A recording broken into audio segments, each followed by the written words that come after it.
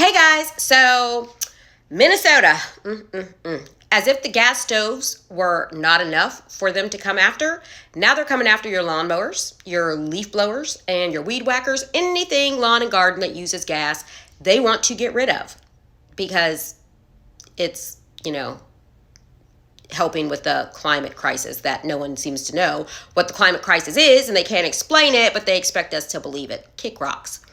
Also, Don Lemon has been let go of his morning show, and he has to undergo sensitivity training.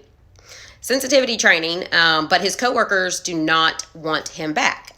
They said he is very hard to work for and work with. And apparently the lady he co-hosts with, she was really upset a couple months ago and ran off the set crying because he upset her so bad. So there's that. Also, Putin in his speech, you guys should read that speech, it's crazy.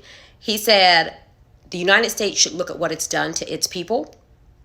He said we have destruction of the family, perversion, abused children, pedophilia, cultural and national identity issues, and look how we live. He has put a hold on the street agreement in Moscow and says that Moscow could resume nuclear test. He also said the elites of the West do not hide their purpose, but they also cannot fail to realize that it is impossible to defeat Russia on the battlefield.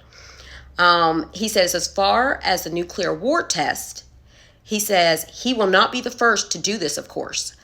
But if the U.S. conducts tests, then they will as well.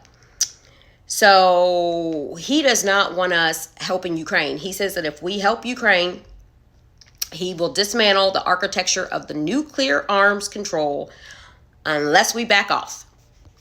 So they better stop playing with that man. I don't know why they want to keep messing with Putin. They are just begging for him to put his finger on the trigger. And what else did I have for you? There's a whole bunch of stuff today, but all the rest of the stuff is for Putin.